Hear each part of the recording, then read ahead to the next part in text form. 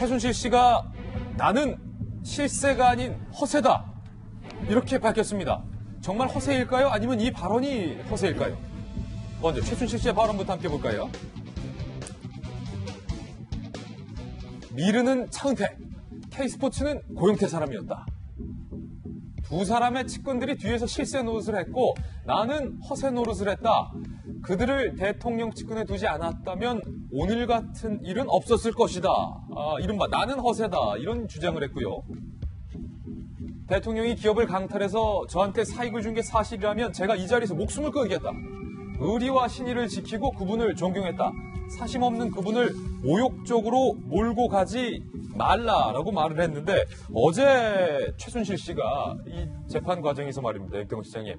검사들을 향해서 아주 자주 호통을 쳤다고 그래요. 최순실 씨가 하도 호통치니까 판사께서 아니 호통치지 마시고 사실이 아니다라고만 말씀하시면 됩니다.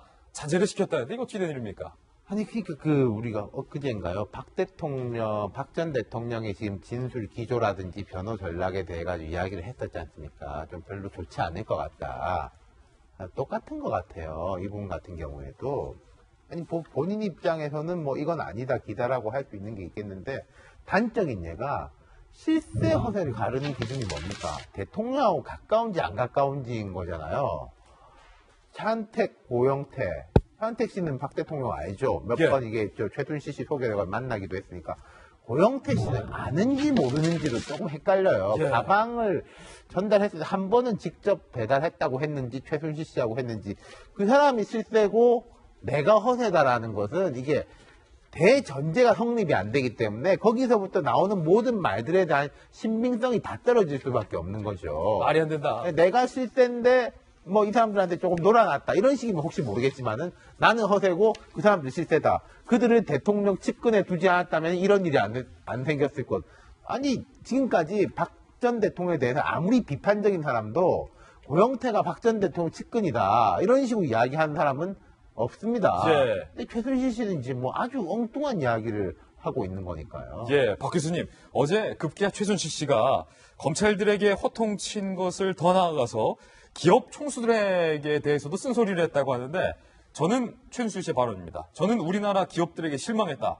검사들이 그렇게 강요를 해도 기업 총수 중 두셋은 다른 소리를 해야지 아무리 배신의 정치여도 그렇지라며 기업 총수들에 대한 분노를 표하기도 했다. 여러 톤 나네요. 좀 도가 좀 지나치죠. 최순실 씨가 그동안에 우리가 국정을 농단했다 그랬지 않습니까? 지금 국민들 전체를 그냥 농락하고 있다는 생각이 드는데요.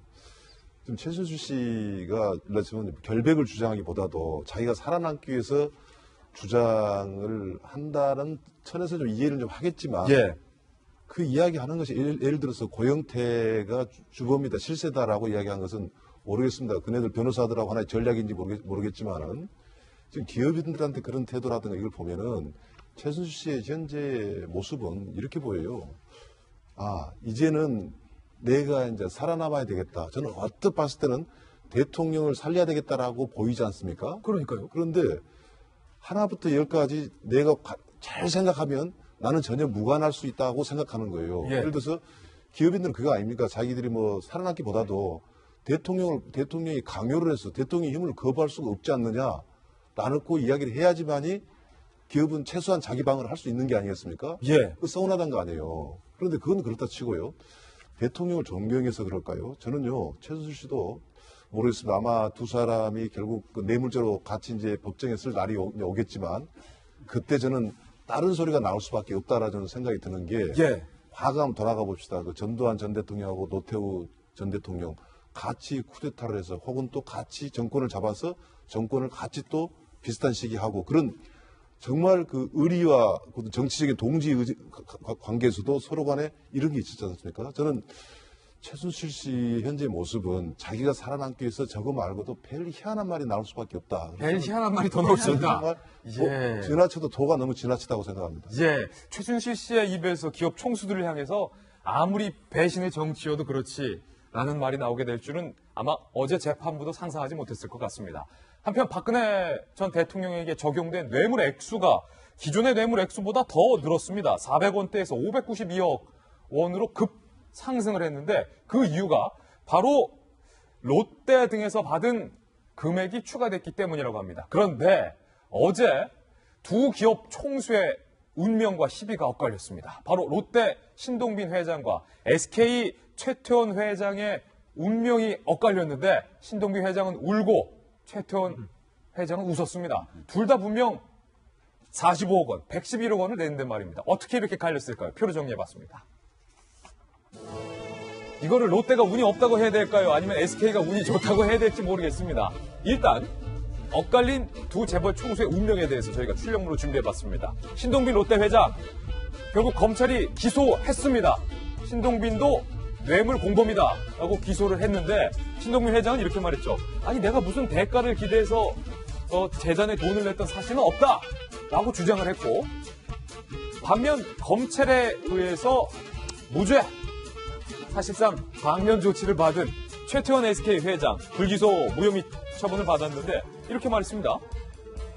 대가성으로 출연한 바 전혀 없고 제 결정도 아니었다. 그러니까 최태원 회장이나 신동빈 회장이나 논리와 변명은 똑같습니다. 대가를 기대해서 돈 낸 게 아니다. 그런데 한 명은 기소되고 한 명은 무혐의 처분을 받고, 이게 도대체 어떻게 된 걸까요? 좀 더 자세히 한번 보실까요? 두 회장은 급기야 박 전 대통령을 독대한 시점도 참 비슷합니다. 신동빈 회장은 2016년 3월 14일, 최태원 회장은 2016년 2월 16일, 한 달 차. 그리고 미르와 K스포츠 재단에 낸 돈은요, 급기야 기소된 신동빈 회장이 더 적습니다. 45억 원. 최태원 회장은 111억 원이나 냈습니다. 그리고 문제가 되고 있던 이 K스포츠 재단에 추가적으로 돈을 낸 것. 신동빈 롯데 회장은 70억 원을 냈다가 다시 돌려받았죠. 그러니까 낸 건 아닙니다. 냈다가 돌려받았고, 최태원 SK 회장은 좀 너무 많습니다. 좀 깎아주세요. 깎고 89억 원을 안 냈어요. 둘 다 최종적으로 낸 건 아닙니다.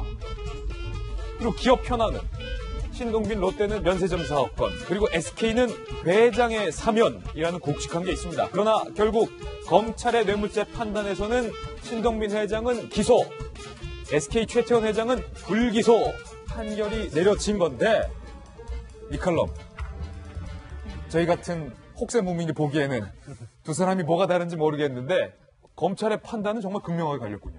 그러니까 이게 왜 600억 원까지 올라갔냐면, 당시에 이제 그 전에 특검에서 뇌물죄라고 이제 적용했던 게 433억 원입니다. 근데 삼성이 재단에 출연한 204억 원, 그리고 장시호 씨가 운영했던 동계스포츠 쪽에 간 돈이 16억 원, 그리고 정유라 씨 승마 지원 명목으로 주거나 주기로 약속한 돈이 213억 원, 그래서 433억 원이었는데 이건 이제 오로지 삼성 혹은 정유라만 관련된 것이었고요. 이제 추가가 된 거죠. 롯데는 70억 원, 그 SK는 89억 원인데요. 실제 이제 차이점은 그겁니다. 지금 왜 울고 한 명은 웃고 그랬냐면, 롯데 같은 경우는 실제 70억 원이 지원이 됐습니다. 그랬다가 롯데에 대한 압수수색 바로 전날 다시 돌려받았기 때문에 사실 이걸 대가성으로 본 거예요. 너희들 뭔가 기대하지 않았으면 이거 돈을 왜 줬겠어? 돌려받긴 했지만 돈을 일단 내지 않았냐? 그렇죠. 그러니까 사실 돌려받는 경우도 흔하지 않은 건데, 어쨌든 작년에 6월 9일 날 롯데 측에 대해서 압수수색이 들어갔는데 그 전날부터 해가지고 한 5일에 걸쳐서 다시 나눠줬다는 거 아니겠습니까? 아니 그럼 SK는요?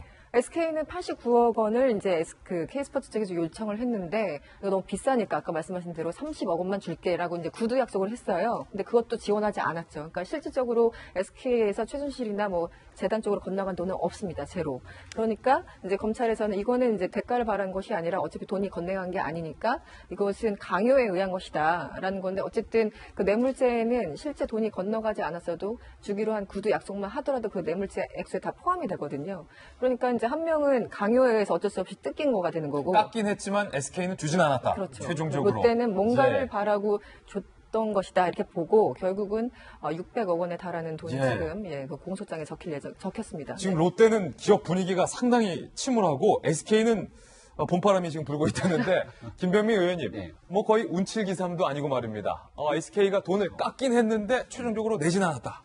때로는 이 모범생이 아닌 사람이 득을 보기도 하는구나 생각이 드는데요. 일단은 두 회장 총수 모두 박근혜 전 대통령과 독대를 했던 것도 사실이고, 물론 최태원 회장은 본인이 이제 독대를 하지 않았습니다만은, 어쨌거나 최태원 회장이 사면되기 직전에 구치소에 찾아갔던 그 대화 내용들이 우리 한번 공개한 적이 있는데 기억하실 거예요. 왕 회장이 귀국을 결정했다. 우리에게도 적지 않은 숙제가 주어졌다. 뭐 이런 얘기들이 나왔는데 그 내용을 면밀히 보게 된다면 여기서 얘기하는 왕 회장은 대통령이지 않겠느냐. 그래서 사면을 결정해준 대가로 여러 가지 숙제를 줬으니까 그 숙제를 만약에 최태원 SK 회장이 아주 성실하게 풀어냈으면 그 숙제라는 건 제가 그냥 생각하기에는 여기서 나와 있는 추가적으로 돈을 좀 내라는 것이 없겠는가라고 그동안 검찰은 판단해왔던 것 아니겠습니까? 근데 실제 보니까 SK 최태원 회장을 비롯한 SK 입장에서는 사면이 되긴 됐는데 그 이후로 뭔가에 대한 출연이라든지 이런 내용들이 없었던 거예요. 예. 오히려 돈을 내라고 얘기하니까 아 이거 낼 수 없다 그러면서 돈을 더 깎았고 사실 물건 사는 관계에서도 돈을 그냥 아예 애당초도 물건을 안 사면 그냥 그런가 본다 한데 깎을 때까지 깎고 물건을 안 사면은 참 파는 사람 입장에서는 기분 나쁘지 않습니까? 굉장히 기분 나쁜 거죠. 근데 깎을 때까지 가격만 깎아서 깎고 갔다고. 사업성이 있네 없네 네. 따지더니 마지막에 돈을 안 주니까 아마 최순실 입장에서는 SK라는 회사가 참 밉지 않았겠는가 하는 생각이 드는데 그래서 어제 배신의 정치를 하고 있다. 그런 여러 가지 정황 증거들에 따라갖고 SK 입장을 검찰이 바라봤을 때는 결국은 이게 대가성을 입증하려면 당연히 돈을 내야 되는데 네. 돈을 내지 않았으니까 여기는 강요에 해당된다라고 봐서 강요를 한 제3자 뇌물 강요죄로 박 전 대통령은 기소를 했지만 최태원 회장은 여기서 빠진 그런 내용으로 보입니다. 최태원 회장 천만 다행이었네요. 안 준 게. 이게 참 전화위복 같은 게 네. 있는 것 같아요. 이게 강요가 될지 뇌물이 될지 법원에서 최종적으로 판단이 되겠지만은 어떤 회사 같은 경우에는 뭐 우리 말 이렇게 지원해줘 하니까 처음에 이게 난세급표 하다가 그래 할 거면 정말 잘해야지라고 예. 해가지고 막 뭐 좋은 말 어떤 말 다 해가지고 준 곳. 그리고 어떤 회사는 달라는 대로 이게 줬다가 또 이제 뭐 반납을 받았지만 달라는 대로 줬던 게 이제 걸린 것이고 어떤 회사 같은 경우에는 이게 뭐 SK 측은 그런 이야기를 하더라고요. 자기들이 이제 사회공헌팀에서 좀 봐도 기획서가 너무나 부실해가지고 예. 이거 안 된다라고 강하게 했다.